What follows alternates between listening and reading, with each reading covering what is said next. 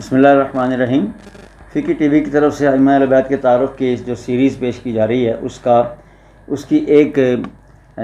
کڑی سیدنا امام حسین کا ذکر ہے، اور وہ اس حوالے سے کہ محرم شروع ہو گیا ہے تو کچھ نہ کچھ آپ کا ذکر کیا جائے، ورنہ میرا یہ خیال تھا کہ اس کو کہیں بہت بعد میں تفصیلی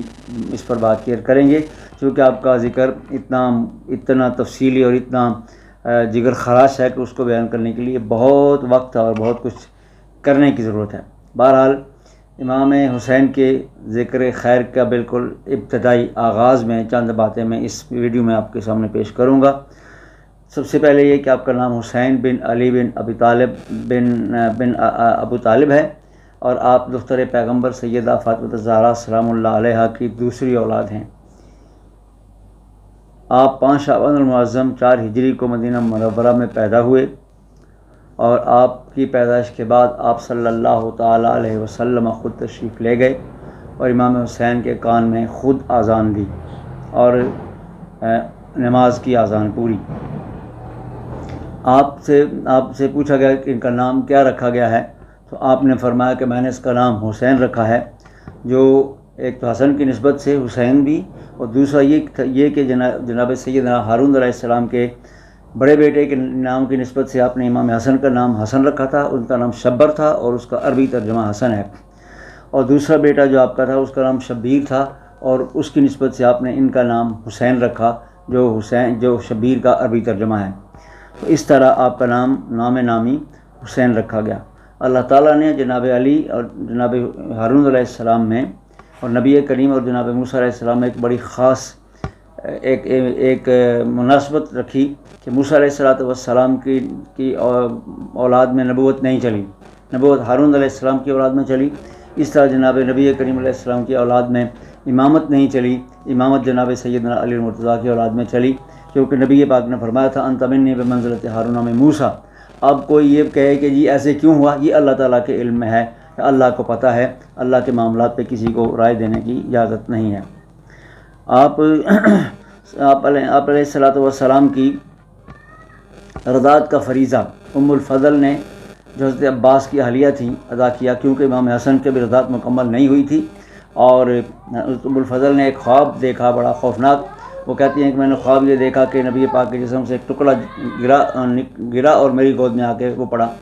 تو وہ صبح بڑی پریشان نبی پاک کے پاس آئیں، تو نبی پاک نے ام الفضل تو نے بڑا مبارک خواب دیکھا ہے کہ فاطمہ کے ہاں بیٹا ہوگا اور وہ تمہاری گود میں آئے گا۔ چنانچہ جب امام حسین کی پیدائش ہوئی، آپ نے کہا کہ ام الفضل اس کو دودھ تم پلاؤ، چونکہ ابھی حسن دودھ پی رہا ہے۔ اس طرح آپ کی رضاعت کی جو خدمت تھی وہ سیدہ ام الفضل نے ادا کی۔ آپ کی کنیت تو ابو عبداللہ ہے، اور آپ کے جو القاب ہیں وہ ہیں الرشید، الطیب، الزکی، الوفی، السید، المبارک، السبت اور الشہید۔ اور آپ کا جو لقب شہید ہے، یہ اتنی شہرت اختیار کر گیا ہے کہ یہ آپ کے نام ہی بن گیا ہے، اور یہ نبی کریم صلی اللہ تعالیٰ علیہ وسلم کی وہ وصف ہے جو اللہ تعالیٰ نے آپ کو عطا فرمائی۔ اللہ نے فرمایا وَكَيْفَ إِذَا جِئْنَا مِن كُلِّ أُمَّةٍ بِشَهِيدٍ وَجِئْنَا بِكَ عَلَىٰ هَٰؤُلَاءِ شَهِيدًا۔ وہ کیا وقت ہوگا جب ہم ہر ایک امت سے ایک شہید لے کے آئیں گے اور آپ کو ان سب پر شہید بنائیں گے۔ تو شہید نبی کریم صلی اللہ علیہ وسلم کے ناموں میں سے ایک نام ہے، وہ وصف اللہ تعالیٰ نے آپ کو بھی عطا فرمائی۔ اس طرح آپ کے کا لقب الشہید، اور اس کی شہرت کی وجہ بنیادی طور پر یہ ہے اس نام کی کہ آپ کی جیسی شہادت دنیا میں شاید ہی کسی کی ہوئی ہو۔ نبی کریم صلی اللہ تعالیٰ علیہ وسلم کا یہ نواسہ مسلمانوں کے ہاتھوں سے مارا گیا، بے گناہ مارا گیا اور مسلمانوں کے ہاتھوں سے مارا گیا، پورے کا پورا خاندان ذبح کر دیا گیا، اور آپ کے مارنے والے وہ لوگ تھے جو آپ کے سامنے نمازیں پڑھتے تھے، کلمے پڑھتے تھے اور کامیابیوں پر نعرہ تکبیر بھی لگاتے تھے۔ اور ان کی ایک مثال دے سکتا ہوں میں کہ آپ کے مقابل جو فوج کا کمانڈر تھا وہ عمر بن سعد تھا، سعد بن ابی وقاص کا بیٹا، صحابی رسول کا، اور جس نے امام حسین کا سر کاٹا وہ انس بن سنان بن انس تھا، انس بن مالک کا بیٹا۔ تو اس طرح یہ عام طور پر یہ کہتے ہیں کہ جی شیعوں نے امام حسین کو شہید کیا، یہ غلط ہے، ہمارے اپنے ہی لوگ تھے کہ جنہوں نے یہ سب کچھ کیا ہوا ہے۔ بہرحال نبی پاک علیہ السلام کا کلمہ پڑھنے والے ان کے نام پر نعرے لگانے والے ان کے اور ان کی نمازیں پڑھنے والوں نے امام حسین کو شہید کیا، اور اس پر بس نہیں کی، بلکہ نبی کریم صلی اللہ تعالی وسلم نے فرمایا تھا کہ سب سے بڑا شہید وہ ہے جس کو اللہ کی راہ جس کی گردن بھی کاٹی گئی ہو اور اس کے جسم کو گھوڑوں سے روندا بھی گیا ہو۔ اور امام حسین کے ساتھ یہ حادثہ بھی ہوا کہ آپ کے جسم کو گھوڑوں کے ساتھ روندا گیا اور آپ کی ہڈیوں کا چورا بنا دیا گیا، حتیٰ کہ تیسرے دن آ کے آس پاس کے لوگوں نے امام حسین کو دفن کیا۔ تو اس طرح آپ شہید اعظم ہیں، اور اسی وجہ سے اللہ تعالیٰ نے آپ کی شہادت کو وہ شہرت عطا کی جو دنیا میں شاید ہی کسی شہید کو حاصل ہوئی ہو۔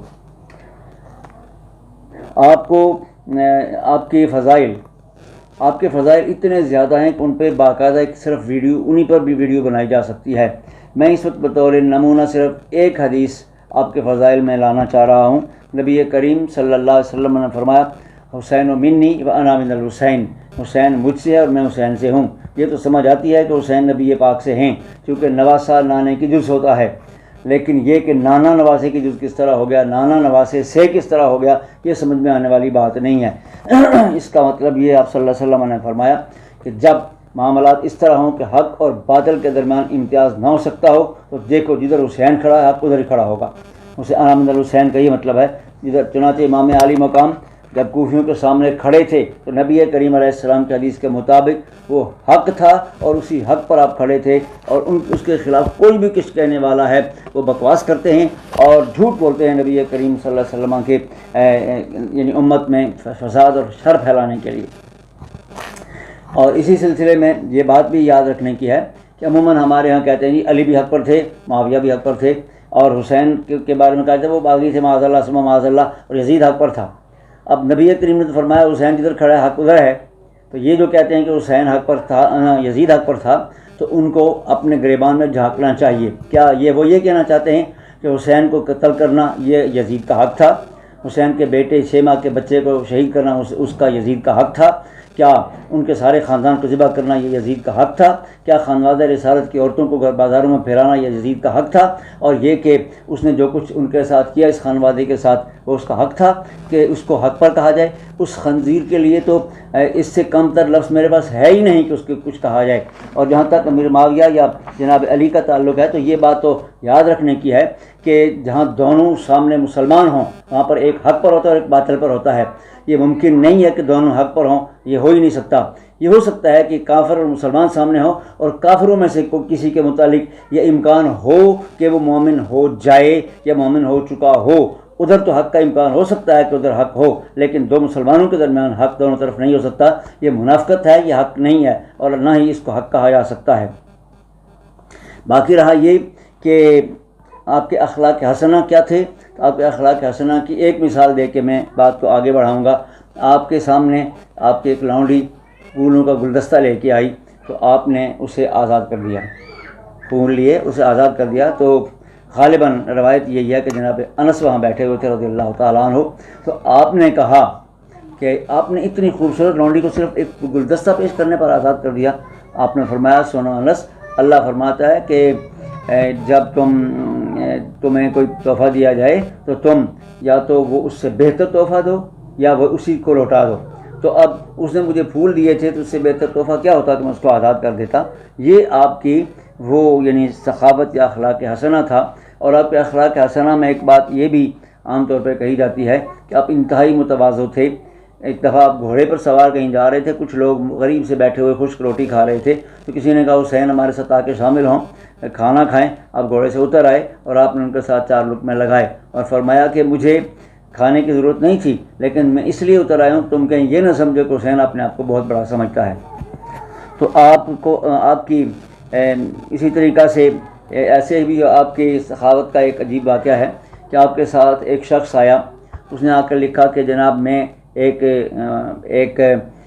باعزت آدمی ہوں اور میں اپنی عزت کسی کے سامنے رولنا نہیں چاہتا، میں نے کسی سے بات نہیں کی، لیکن آپ جیسے بندے کے سامنے یہ بات کی جا سکتی ہے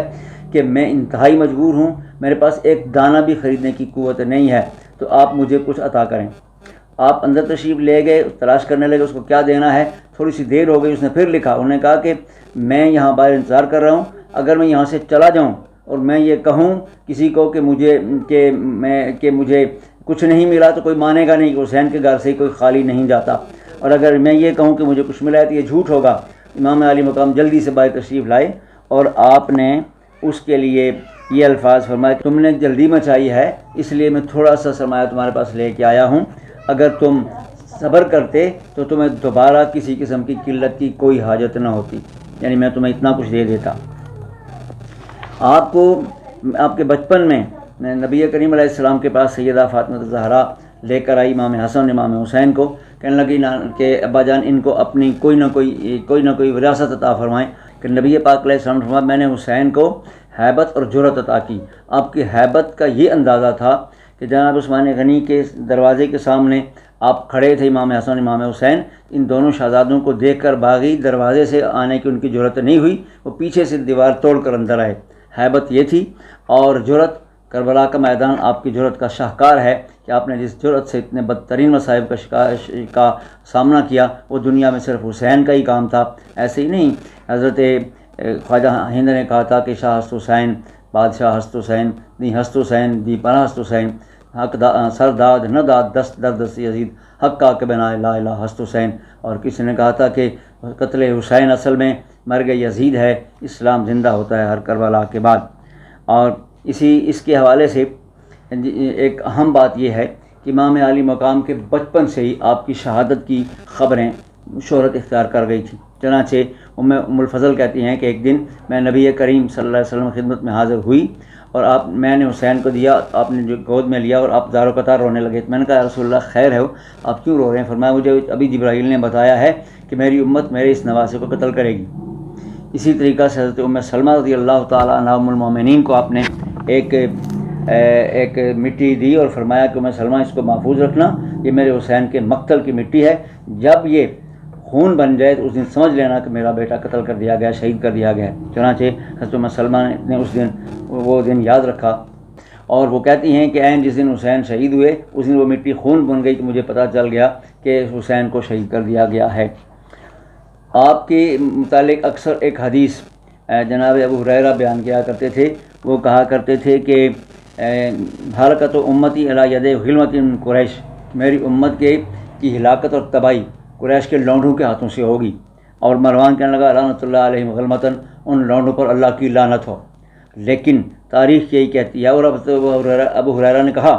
لو شئت، اگر تو چاہے، ان اقول بنی فلان و بنی فلان، میں بتا سکتا ہوں کہ وہ لونڈے فلاں خاندان کے ہوں گے یا فلاں خاندان کے ہوں گے۔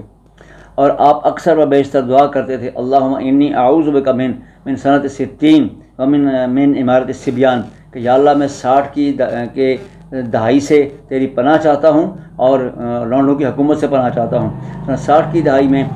مسئلہ یہ 60 پر یزید پلید حکمران بنا تھا، 33 سال کی عمر میں لونڈا تھا، اور اس کے متعلق ملا علی قاری نے لکھا ہے کہ یہ تمام تجربہ کار لوگوں کو صوبوں سے ہٹا کر اپنے خاندان کے نا تجربہ کار کھرنڈرے لوگوں کو حکمران بناتا تھا۔ یہ غلمان بنو یہ قریش تھے جن کے ذریعے سے امت تباہ و برباد ہوئی۔ باقی رہی یہ کہ اس کے علاوہ مزید ہم اس پر بات کریں گے۔ میں اس پر اس وقت بات کرنا چاہ رہا تھا، لیکن اس وقت مزید چونکہ کچھ نہیں ہو سکتا، اس لیے میں اس ویڈیو کو یہیں پر ختم کرتا ہوں۔ اللہ نے توفیق کی تو انشاءاللہ آئندہ یہاں سے شروع کروں گا کہ یزید کے اصل عقائد تھے کیا، اور اس نے جو کچھ کیا یہ کیوں کیا، یہ اس پر انشاءاللہ اگلی ویڈیو میں بات کروں گا۔